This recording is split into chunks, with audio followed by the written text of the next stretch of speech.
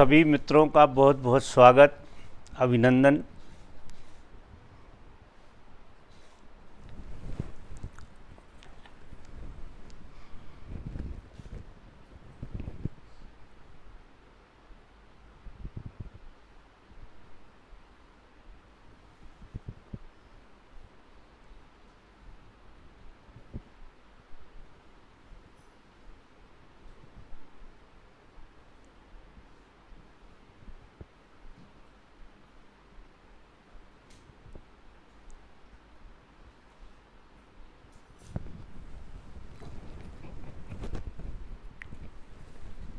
पहला प्रश्न। प्रिय बाबा, मैं ओशो से 7 साल पहले जुड़ी और उस सत्य की प्यास को आराम मिला। पिछले साल आपसे संन्यास लेने के बाद पहली बार ऐसा लगा जैसे मैंने अपने घर आ गई। लेट गो, शांति और समर्पण जिसे पहले कभी नहीं जाना था, उसका एहसास मिला। शुक्रिया। अगर मैं ठीक समझ रही हूँ तो गुरु के साथ होना एक भीतरी सफाई की प्रक्रिया है। मेरे भीतर घृणा, ईर्ष्या, क्रोध, भय, बेईमानी और धोखा देने की प्रवृत्ति भी है। मैं कैसे इन सबको अपने भीतर दबाऊं बिना इनसे प्रभावित हुए? खुद को कैसे बचाऊं बिना इनसे भागे? रॉबर्ट माँ आनंदो, इटली।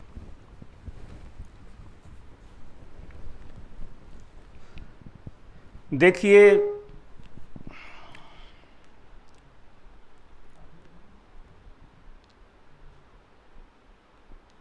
कभी किसी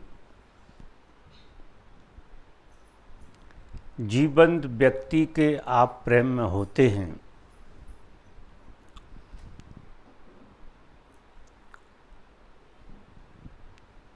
आपका एक हिस्सा, जिसे चैतन्य मन कहते हैं,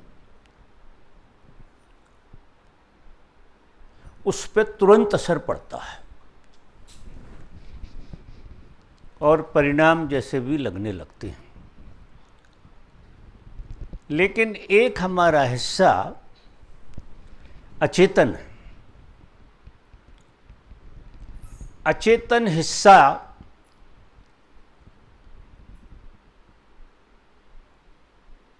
इतने जल्दी किसी चीज को मानने को तैयार नहीं होता है और ना ही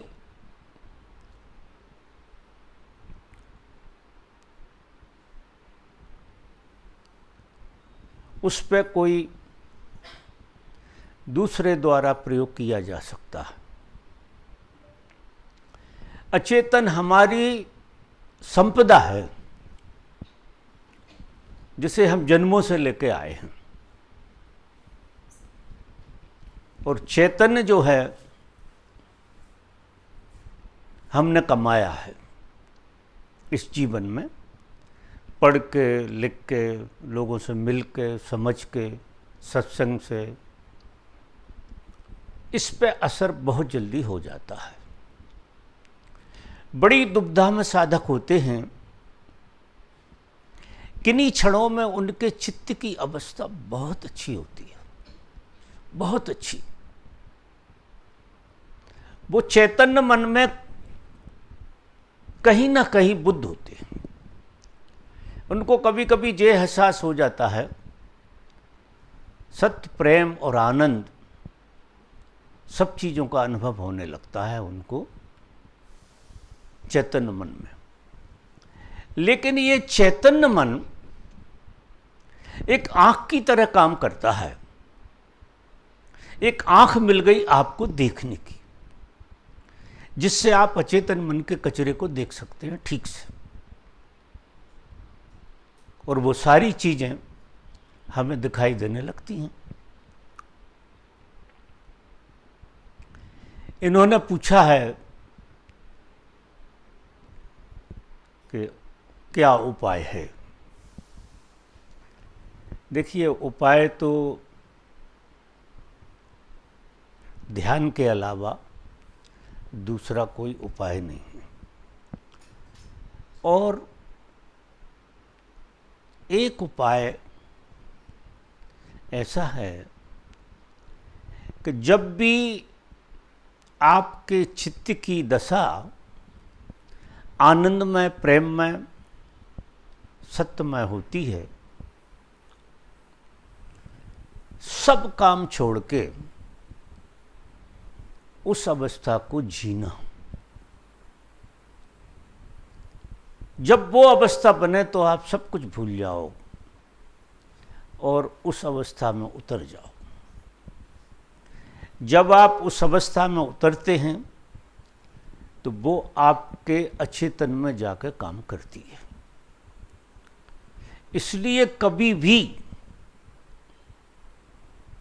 प्रफुल्लता आए, आनंद आए, किसी भी बहाने से आए, किसी भी कारण से आए, लेकिन उसको हमें जी लेना। हमसे भूल ये होती है कि हमारे ऊपर कई बार बहुत अच्छे अच्छे फेज निकलते हैं, बहुत अच्छी अच्छी हमारी अवस्थाएं बनती हैं, लेकिन हम उनको मूल्य नहीं देते, उनको जीते नहीं। हमें आदत नेगेटिव में ज़्यादा जीने की है। कोई नेगेटिव चीज़ जब होती है,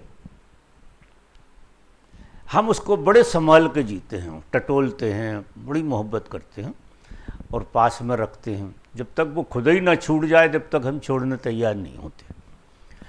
वो तो खुद छूट जाती है प्रकृति दत्त, नहीं हम तो बिल्कुल तैयार नहीं होते उसे छोड़ने। और जब कभी हमारे चित्त में अच्छी अवस्था होती है, हम उसको ठीक से जीते नहीं। तो आपको उस अवस्था को ठीक से जीना अगर आ जाए तो आधा काम आपका हो गया। फिर आप ध्यान करिए और इन सब घटनाओं के प्रति जागरूक रहिए।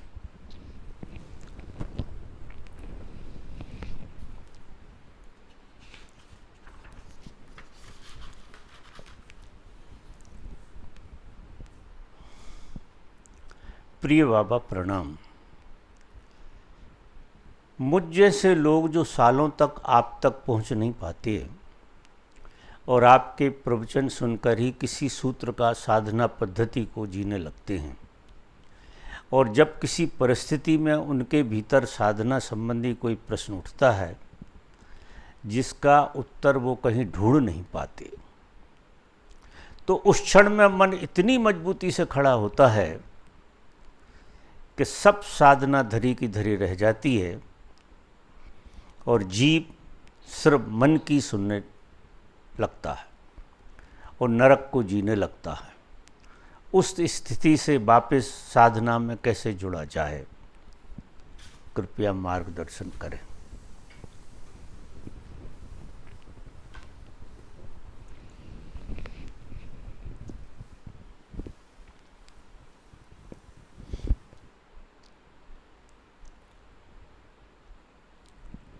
प्रेम में दूरी नहीं होती। प्रेम एक आकाशी घटना है। जिस तरह से आकाश हर जगह मौजूद है, उस तरह से प्रेम भी हर जगह मौजूद है। अगर आप सच में किसी को प्रेम करते हैं तो उसकी मौजूदगी आपको हर पल एहसास होगी। और जब आप किसी विडंबना में फंस जाते हैं,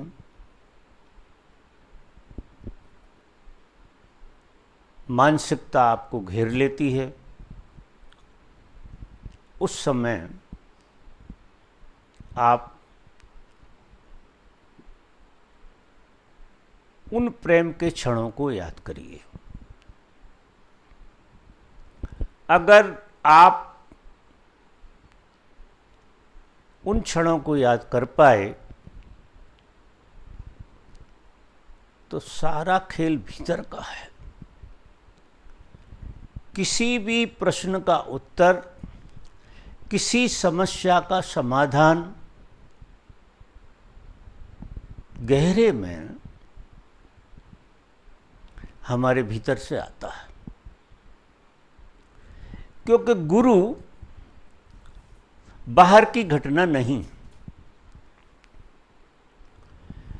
और गुरु और शिष्य दो चीजें नहीं हैं। गुरु ही शिष्य है, शिष्य ही गुरु है। गुरु और शिष्य दो चीजें बिल्कुल नहीं। जो तुम्हें दिखाई देता है, अनुभव में आता है, व्यवहार में आता है, वो तुम्हारा शिष्य भाव है। और जो तुम्हें दिखाई नहीं देता, तुम्हारे अनुभव में नहीं आता, तुम उसे समझ नहीं पाते, वो तुम्हारा गुरु भाव है। दोनों युगपद हैं, यानी ऐसे समझिए कि एक दूसरे के बगैर हो नहीं सकता।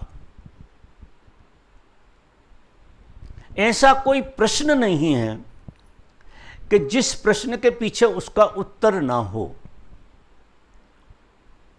प्रत्येक प्रश्न का उत्तर उसके भीतर छुपा हुआ होता है, क्योंकि तुम प्रश्न भी हो और उत्तर भी हो। जब तुम उत्तर होते हो तो गुरु हो गए तुम, और जब तुम प्रश्न होते हो तो शिष्य हो गए। तो गुरु आपके भीतर, आपकी अंतरात्मा में बैठा हुआ। आप आश्चर्य करेंगे, पहले आप गुरु हैं, ज्ञान पहले है, अज्ञान बाद में है। देखने में ऐसा लगता है कि अज्ञान पहले है और ज्ञान बाद में। ऐसा नहीं, ज्ञान पहले है और अज्ञान बाद में है। तो धैर्य की बात है। आपको किसी भी तरह का प्रश्न, किसी भी तरह की विडंबना पकड़े हुए है, आप मन से उसको हल मत करिए, क्योंकि शिष्य गुरु बन के काम करने लगता है, वहां उसका उलझाव हो जाता है।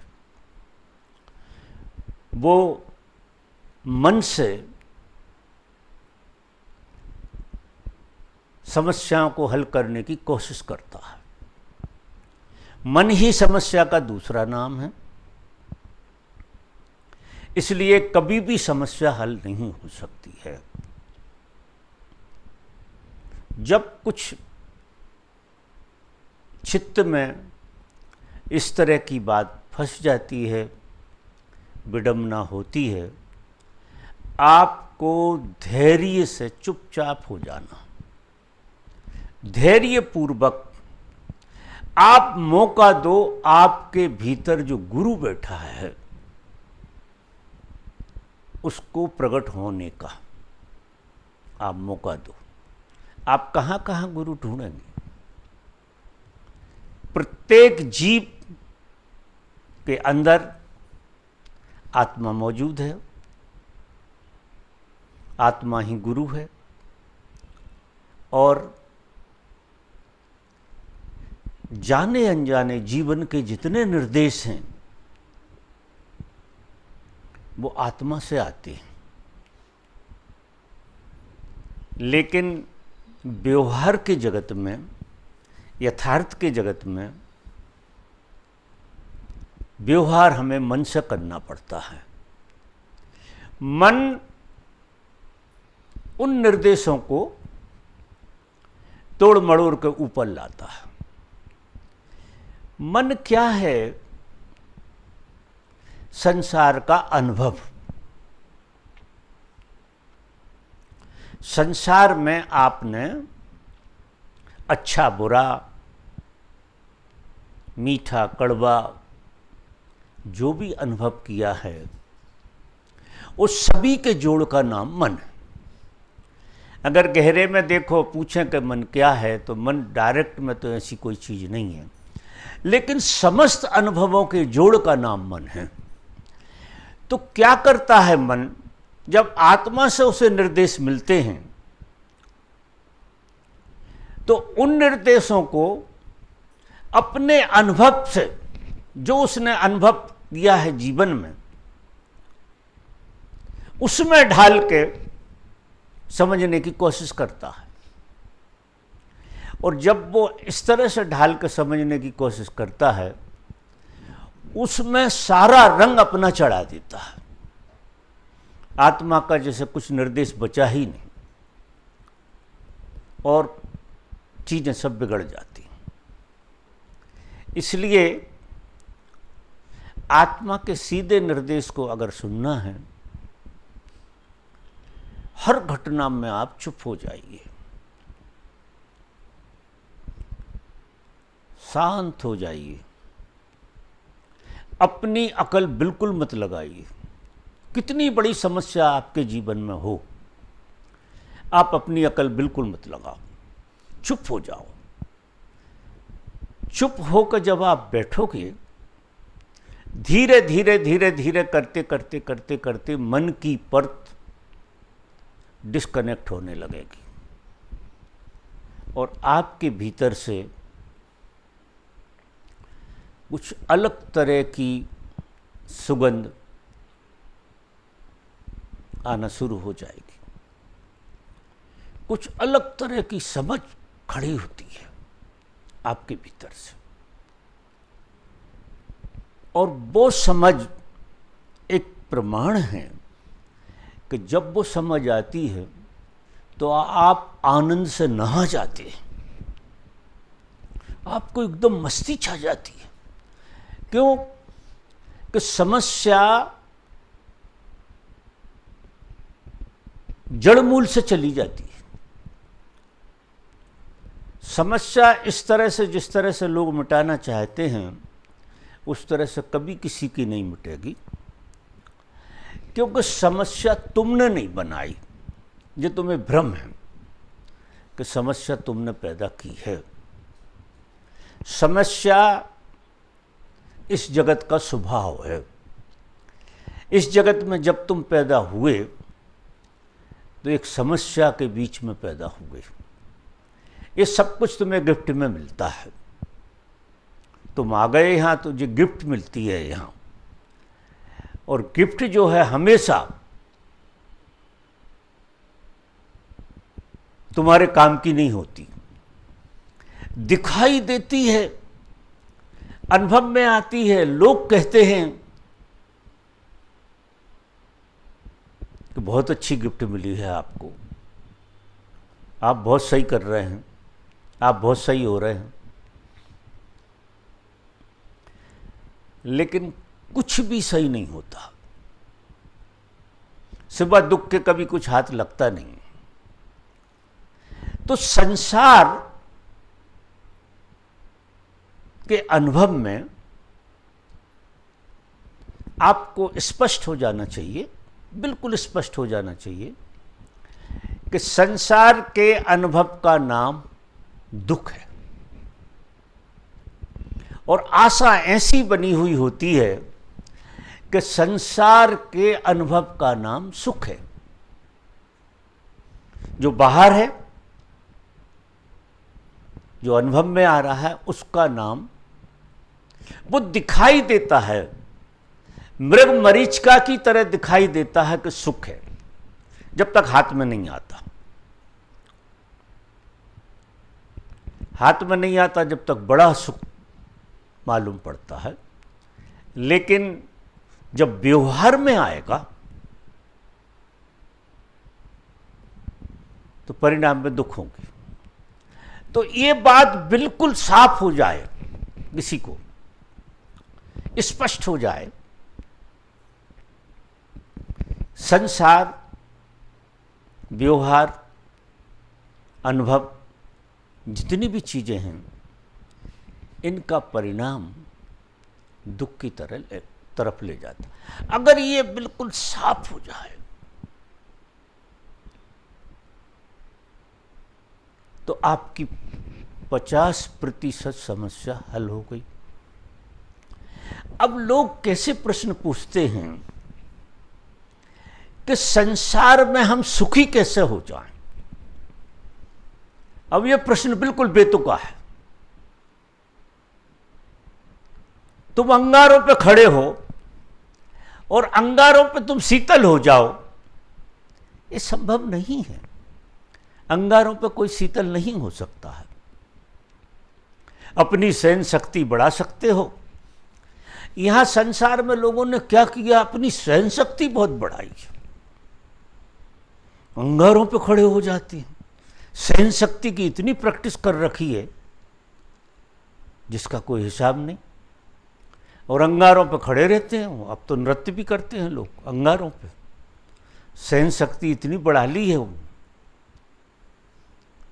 तो हमने बड़ा उल्टा खेल खेला है। हमने दुख को सहन करने की शक्ति अर्जित कर ली है। अगर सहन शक्ति इतनी ना हो तो आपको स्पष्ट हो जाए कि मैं जिस चीज में हाथ डाल रहा हूं वो अग्नि है, तो जैसे ही समझ जन्मेगी आप क्यों अग्नि में हाथ डालेंगे? बिल्कुल नहीं डालेंगे। मैं ये नहीं कह रहा हूं कि जीवन दुख है, जैसा बुद्ध कहते हैं, लेकिन तथाकथित जीवन दुख है। उसी तरफ बुद्ध का इशारा होगा कि जिस जगह हम सुख की कामना करते हैं, जहां सुख हो नहीं सकता है, वहां अगर सुख की कामना करोगे तो दुख ही हाथ लगेगा, क्योंकि वो जगह ही नहीं है सुख के लिए।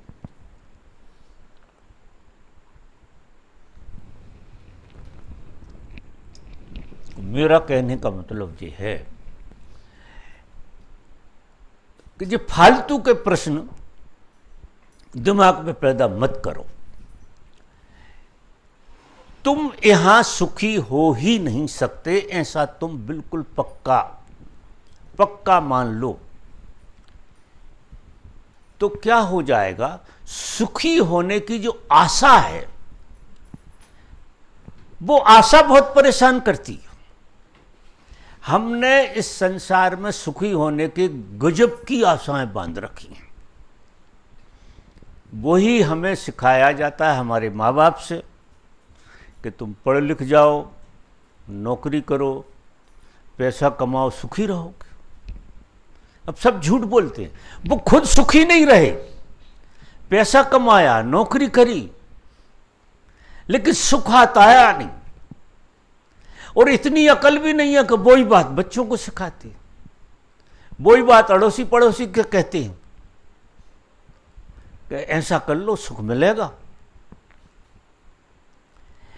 ये जो जगत है, ये जो संसार है, ये अच्छा खासा रंगमंच है। ये बहुत बड़ा ड्रामा है। इस ड्रामे में ये सब चीजें होती, अगर आपने इसको प्रकृति का ड्रामा माना, ये प्रकृति का, आप एक प्रकृति के ड्रामा के पात्र हो, आप कुछ नहीं हो। जो आप जानते हैं, जो आप मानते हैं, वो तो आप बिल्कुल नहीं हैं। जैसे देखो, फिल्म में एक एक्टर है, जैसा लोग उसे मान रहे हैं, जैसा वो अपने को मान रहा है, या दूसरे लोग मान रहे हो, दर्शक लोग मान रहे हैं, वो बिल्कुल नहीं है। वो बिल्कुल अलग आदमी है। और हम मान रहे हैं, हमारी मान्यता इतनी ज्यादा हो गई कि धीरे धीरे उसको भी भ्रम पैदा हो गया, वो भी मानने लगा। वहीं से दुख पैदा हो गया। जब तक शुरू शुरू में वो मान नहीं रहा था, तब तक वो अपने को जान रहा था। और जब वो मानने लगा, क्योंकि बहुत सारे लोग मनवाने वाले खड़े हो गए, वहीं से उसको दुख पैदा हो गया। इसी तरह से हमारे साथ हुआ है। तो ये दुख का मूल कारण वो जो है कि जो सच नहीं है उसे हम सच बनाने की कोशिश कर रहे हैं।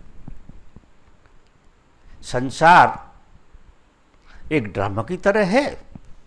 ऐसा नहीं है कि ये नहीं है, लेकिन एक ड्रामा की तरह है, एक प्ले है, एक रोल है। इस रोल का अपना आनंद है। वो रोल खेलते रहिए आप। कोई पति का खेल रहा है, कोई पत्नी का खेल रहा है, कोई किसी का खेल रहा है। वो ड्रामा है बस। उससे कुछ मांग मत करना, क्योंकि आप इस संसार में आए हैं, संसार में आपका जन्म हुआ है, तो रंगमंच के नियम आपको मानना पड़ेंगे। ये रंगमंच पे आप खड़े हो गए तो रंगमंच के हिसाब से ही चलना पड़ेगा। जैसे तुम जिस नाटक कंपनी में शामिल हो गए, तो अभी आपके हाथ में कुछ नहीं है।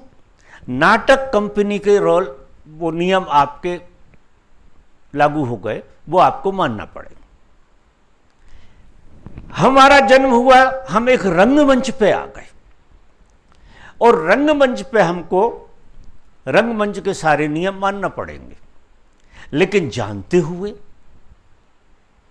कि ये रंगमंच मेरे नियम नहीं है, मेरा इससे कोई सरोकार नहीं है, लेकिन जिस रंगमंच पे मैं आया हूं उस रंगमंच के नियम हैं ये, वो हम मान रहे हैं। वो चल रही है गाड़ी, लेकिन उससे तुम अछूते रहोगे। सारी धर्म की कला, कितने ही उपनिषद कहते हों और कितने ही लोगों ने कहा हो, शास्त्रों ने, वेदों ने, पुराणों ने, इशारा एक ही बात का करते हैं कि जो तुम अनुभव कर रहे हो रंगमंच पे खड़े होकर, वो तुम नहीं हो। ये बिल्कुल स्पष्ट है कि वो तुम नहीं। अगर ये बोध आपको बन जाए तो सारे धर्म की यात्रा पूरी हो जाती है।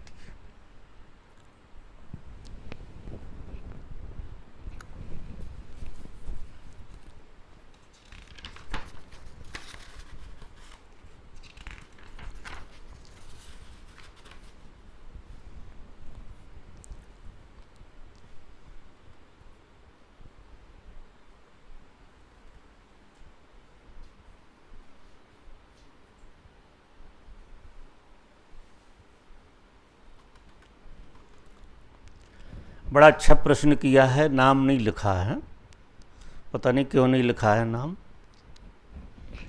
बाबा चरण स्पर्श। मेरा नाम भावना है, मेरी उम्र 22 साल है, मैं उत्तराखंड से हूँ। मेरा प्रश्न है, जीवन में आई परिस्थितियों के बाद हम आसपास के सभी लोगों से मुक्त हो जाते हैं, परंतु एक गुरु है जिसकी तरफ मेरा भाव हमेशा से बना रहता। परंतु अभी की स्थिति है कि गुरु की ओर भी किसी तरह से मोह नहीं रह गया। एक ऐसी स्थिति है बाबा जिसमें गुरु से भी छूटने की इच्छा होती है। जब साधक की साधना बहुत अच्छी गहरी होती है और समझ बनती है, समझ के साथ उसको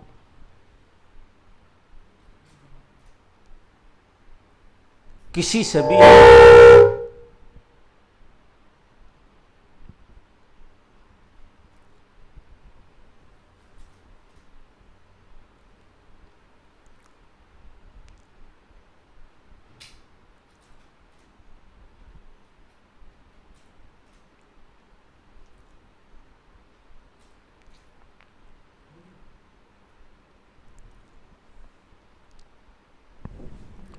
किसी से भी अटैचमेंट नहीं रहता है। सभी तरफ से उसका अटैचमेंट धीरे धीरे धीरे धीरे खत्म होने लगता है और एक ऐसी स्थिति आती है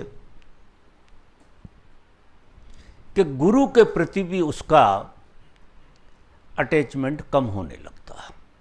होना चाहिए। देखो, ये गुरु जो है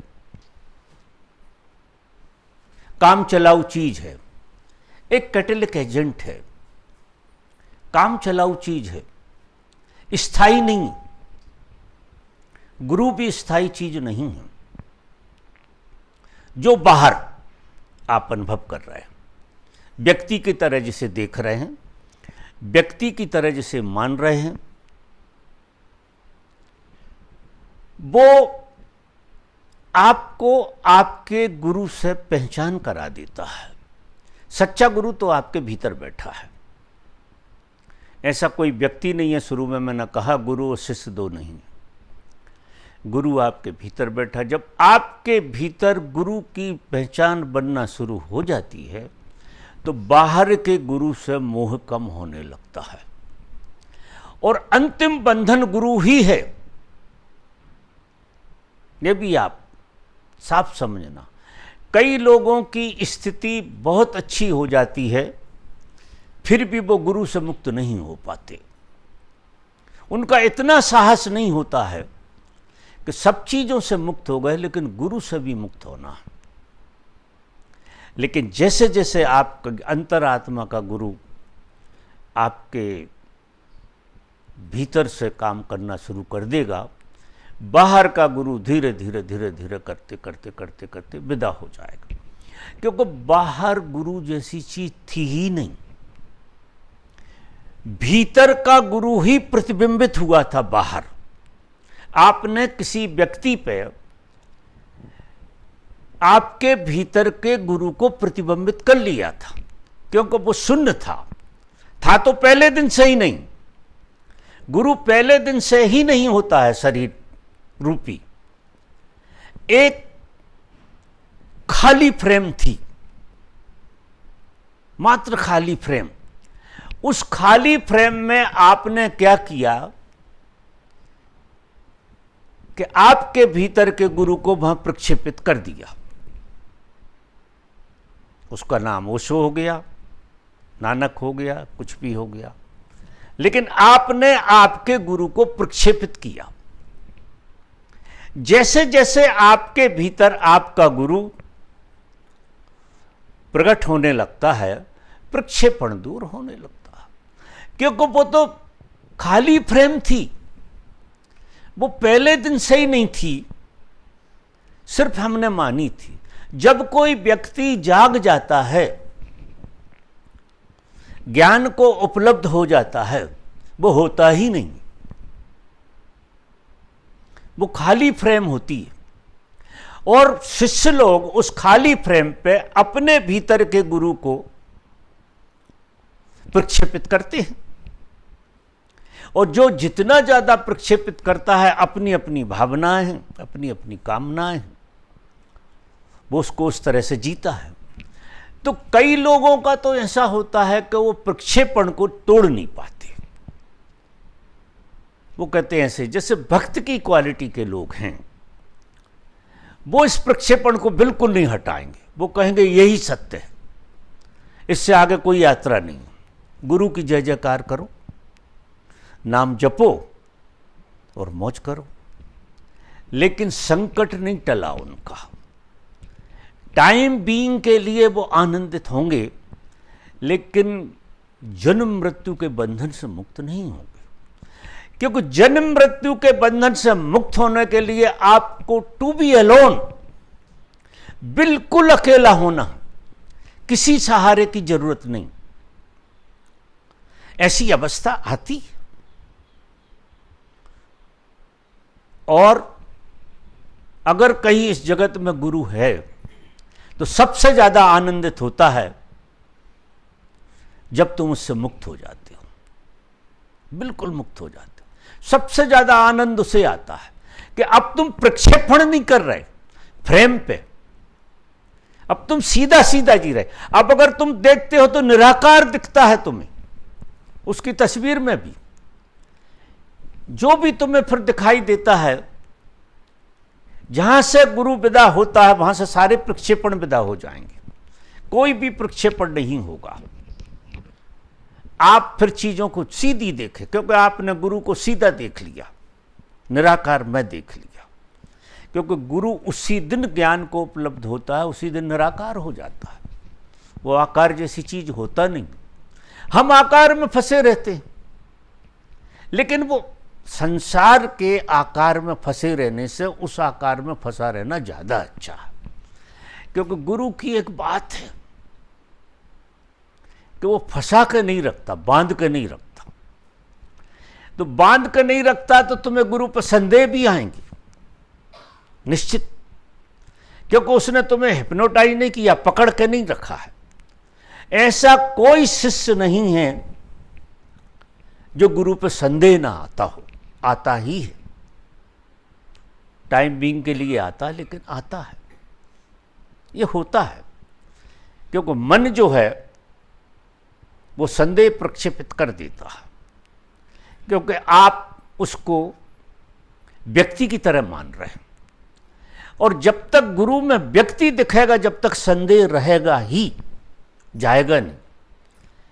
क्योंकि व्यक्ति को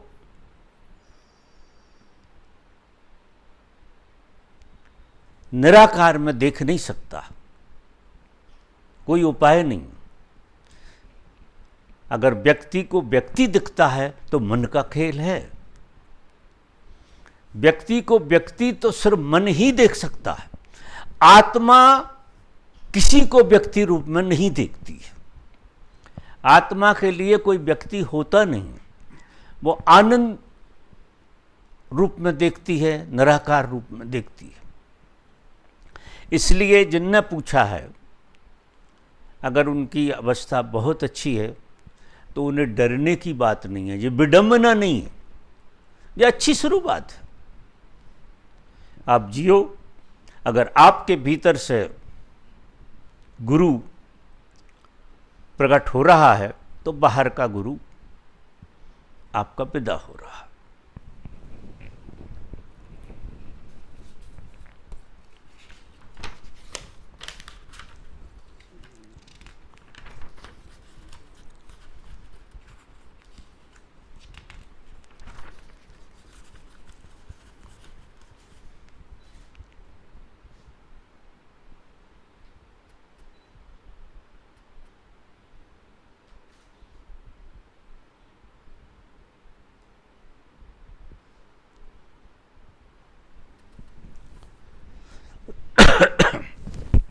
बाबा जी के चरणों में कोटि कोटि प्रणाम।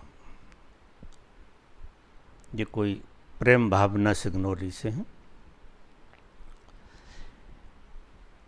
बाबा जी, यदि यह सारा संसार माया ही है तो फिर हमारे द्वारा किया गया हर कर्म, चाहे वो ध्यान हो, सेवा हो, दान हो, पुण्य हो इत्यादि, या भगवान श्री ओशो जी से जुड़ना हो, तो यह सारा कुछ माया का ही हिस्सा है। फिर हम माया से बाहर कैसे निकल सकते हैं? फिर सत्य क्या है? असत्य से सत्य की ओर यात्रा कैसे हो? मार्गदर्शन कीजिए। देखो,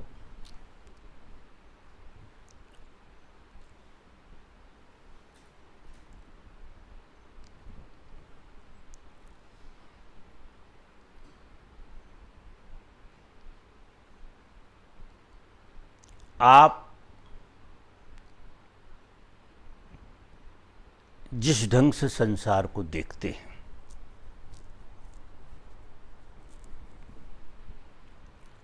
वो आपको सत्य लगता है, माया नहीं लगती, सत्य लगता है। कभी संसार माया लगेगी ही नहीं। ये शास्त्रों में हमने पढ़ लिया है कि संसार माया है।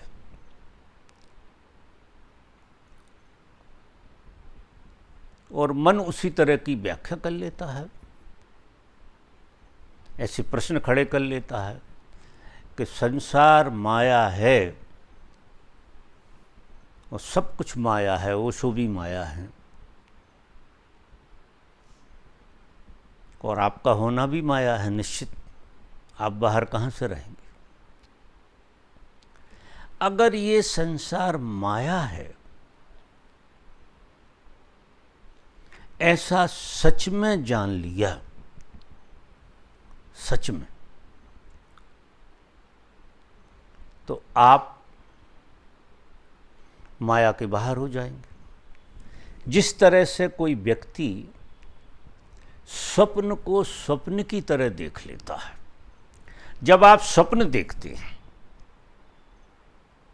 तो स्वप्न सत्य मालूम पड़ता है, यथार्थ लगता है बिल्कुल।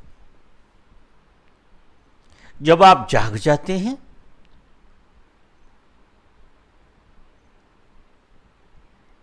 तो स्वप्न विदा हो जाता।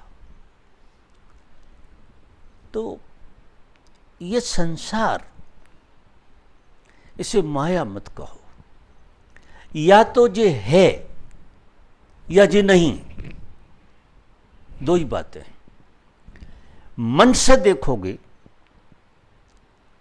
तो ये है। कभी किसी को जब वो जाग जाएगा तो ये दिखेगा ही नहीं। जैसे स्वप्न नहीं दिखता है, ऐसा ये भी नहीं दिखेगा। लेकिन जाग जाए जब, हमारी क्या स्थिति है? हम ना तो जागे हैं और ना सोए। जाग जाओ तो ये संसार विदा हो जाएगा, ये है नहीं। और सो जाओ तो ये संसार नहीं। दोनों स्थितियों में नहीं। लेकिन ना हम जागे हैं ना सोए हैं, हम स्वप्न देख रहे हैं। हमारी तीसरी अवस्था है, हम स्वप्न देख रहे हैं। स्वप्न में चीजें ना होती हुई होती दिखाई देती हैं, और जो ना होती हुई होती दिखाई देती है उसी का नाम है माया। माया का मतलब ये होता है जो है नहीं लेकिन आभास होने का कराती है, गजब का। और जो है नहीं लेकिन आभास इतने जोर से कराती है कि सत्य मालूम पड़ता है। ऐसे ही किसी गुरु शिष्य में बात हुई तो वो कह रहे थे कि ये माया है, झूठ है नहीं। तो उसने एक पत्थर उठाकर पांव पे मार दिया, खून निकल आया। अब वो कहने लगा कि अब कहाँ माया है? तो कहे ये खून भी माया है और ये शरीर भी माया है। तुझे खून सही दिख रहा है, मेरा कराहना सही दिख रहा है, मेरा दर्द भी दिख रहा है, ये भी सब माया में है। क्योंकि सपने जब आप देखते हो तब भी टांग टूट जाती है और ऑपरेशन होता है और डॉक्टर खड़ा होता है, और जब नींद खुलती है तो टांग ज्यों की त्यों। और सपने में कट गई थी टांग, एक टांग काट दी थी डॉक्टर ने, वो इतना सच लग रहा था जिसका कोई हिसाब नहीं, क्योंकि वो आभास प्रगाढ़ होता है। जिस तरह से सपने में आभास प्रगाढ़ होता है, उसी तरह से हमको ये आभास इतना ज्यादा है, इस आभास को तोड़ने का ही काम तो धर्म है। जैसा तुम अनुभव कर रहे हो, जो तुम हो, जो महसूस कर रहे हो, वो सत्य नहीं है। तुम हो तो परमात्मा, और आप अपने को कुत्ता बिल्ली अनुभव कर रहे हो, कुत्ता बिल्ली की तरह अनुभव कर रहे हो। और जिसको हम अनुभव करते हैं हम वही हो जाते हैं, क्योंकि प्रक्षेपण की बड़ी ताकत है। तुम फ्रेम पे अपने गुरु में शैतान भी देख सकते हो। कई लोगों ने ओशो को शैतान की तरह देखा कि उनकी तस्वीर तो शैतान की है, वो आदमी है ही नहीं। परमात्मा की तो बात छोड़ो, उनकी आंखें, उनका ढंग वो बहुत ही वंशंड है।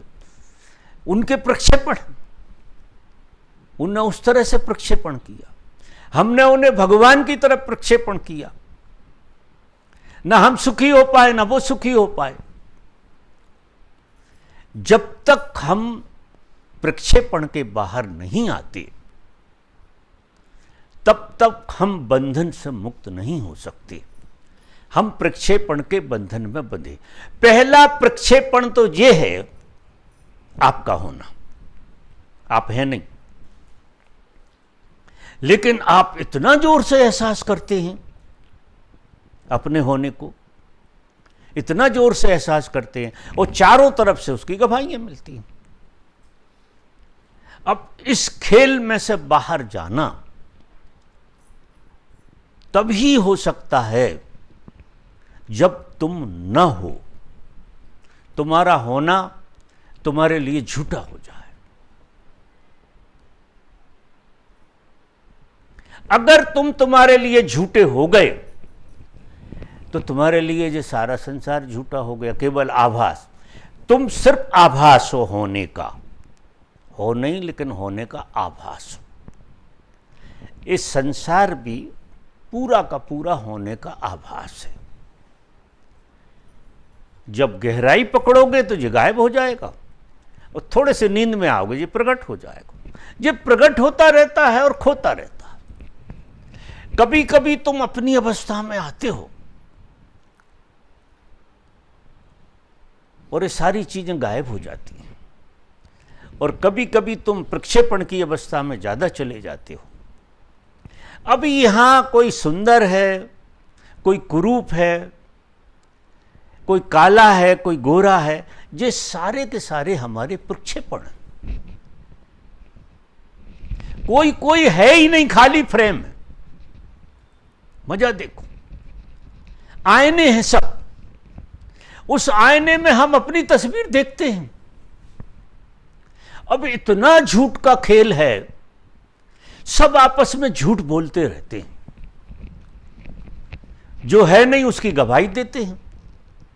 जो तुम नहीं हो उस छाती ठोक कर कहते हो कि तुम हो। किसी ने कह दिया सुंदर लड़की है, तुम लड़की ही नहीं हो, सुंदर तो छोड़ो, सुंदर और असुंदर की तो बात छोड़ो, लड़की होना मात्र तुम्हारा प्रक्षेपण है, आभास है।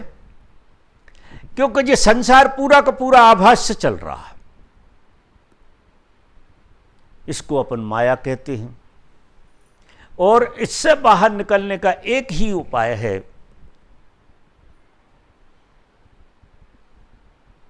सपने से बाहर आ जाओ।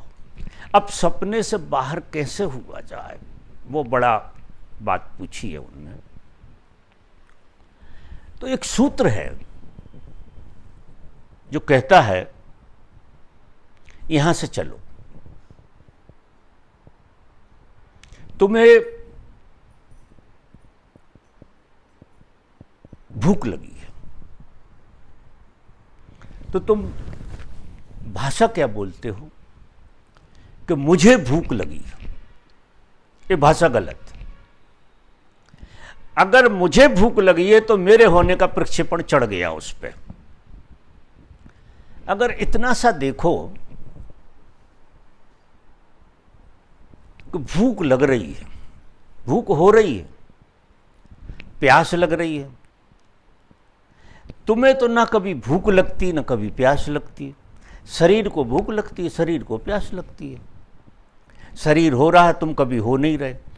इसलिए आप एक चीज बहुत गहरे में देखना कि ना तो कभी तुम्हें ऐसा एहसास होता है कि तुम कभी जवान थे,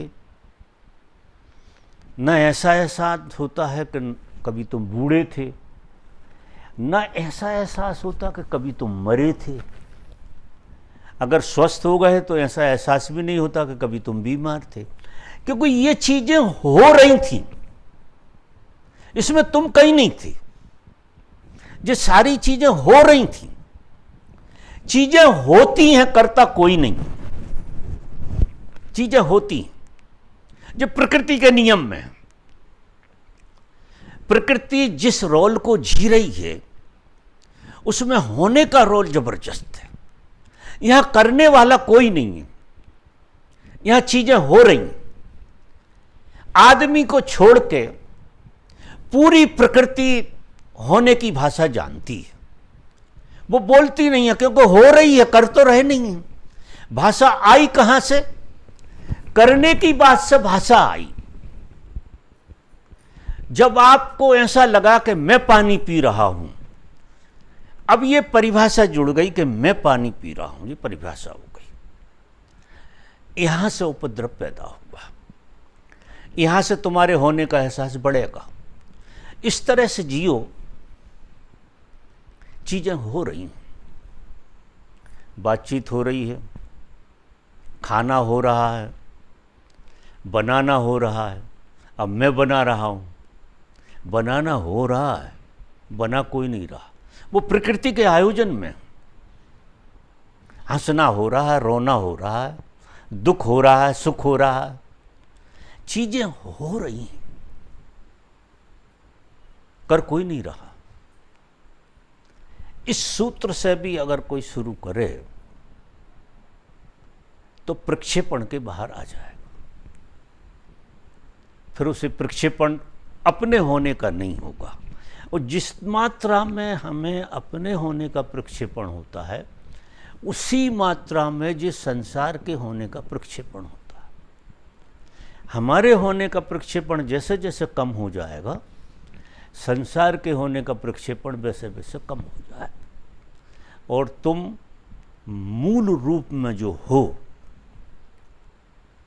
उसका तुम्हें एहसास होने लगेगा। पहले एहसास होगा, जे एहसास बंद होगा वो एहसास होने लगा।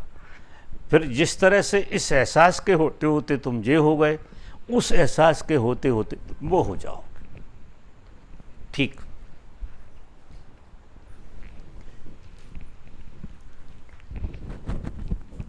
ये संकट निकालो।